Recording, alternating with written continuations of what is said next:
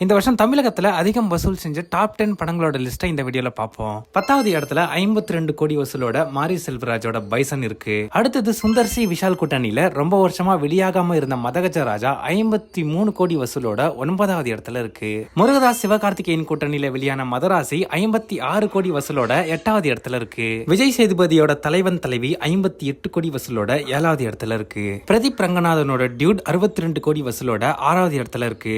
சசிகுமாரோட tourist family 66 கோடி வசூலோட 5வது இடத்துல இருக்கு.